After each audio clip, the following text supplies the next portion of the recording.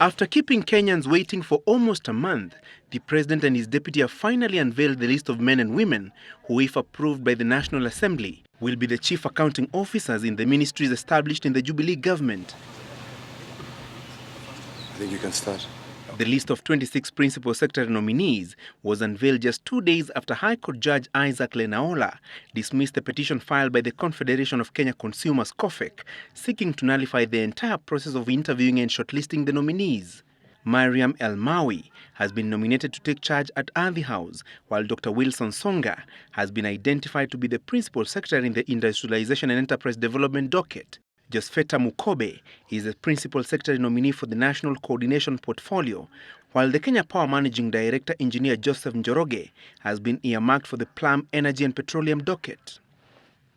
Academician Professor Koleta Suda is the nominee for the Science and Technology docket, while James Lopoyetum has been nominated for the Water Ministry. The Transport and Infrastructure Ministry will have 2 Principal Secretary nominees. Infrastructure is Engineer John Kipngetich Musonik is here. Engineer John Musonik has been nominated to head the infrastructure docket, while Kenya Railways Managing Director Nduva Muli has been nominated to take charge of the country's transport affairs. Engineer Karanja Kibicho, who in a transitional capacity is the Industrialization Permanent Secretary, has been nominated to the influential Foreign Affairs docket.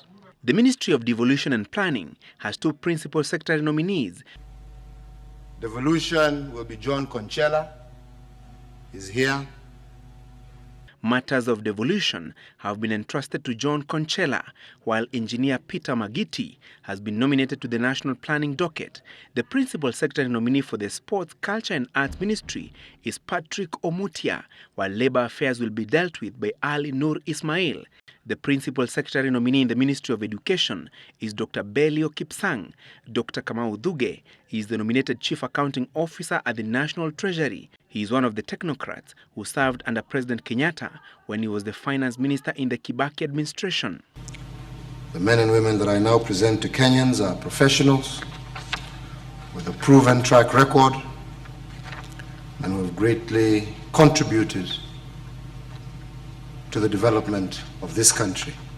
The expanded Ministry of Agriculture will have 3 Principal Secretaries. Cecily Kariuki has been nominated as the Agriculture Principal Secretary, while Dr. Hadija Kasachom has been nominated in the Livestock docket. Professor Misheni Ntiba has been retained in the Fisheries portfolio.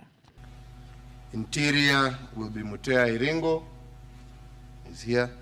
The President and his deputy have entrusted the country's security affairs to Mutea Iringo. In the Kibaki administration, he was the permanent secretary in charge of internal security and provincial administration.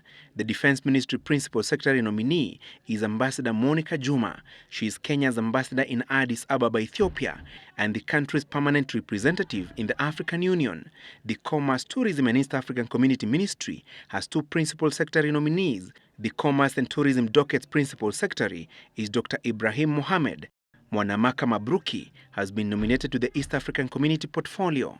To take charge of affairs at Afya House is Professor Fred Segor, who has been nominated as the Principal Secretary in the Ministry of Health.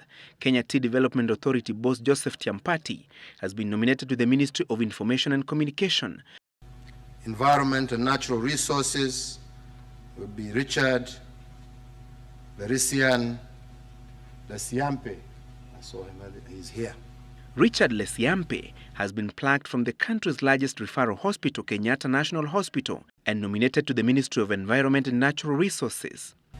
These are individuals who have already been or gone through the interview process of the Public Service Commission and have proved to be capable civil servants or potential civil servants, and therefore we hope that the process of vetting by the National Assembly will be speedy.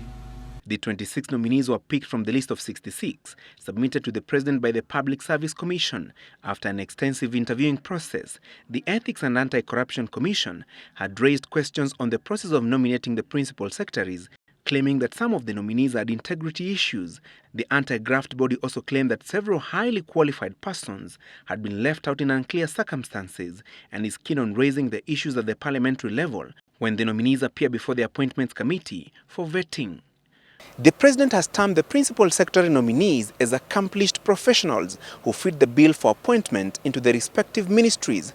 The Parliamentary Committee on Appointments now will determine whether these nominees indeed fit the bill when they vet them and prepare a report that will be submitted to Parliament for the whole House to make a decision on that matter. Francis Gashuri, Citizen Weekend, State House, Nairobi.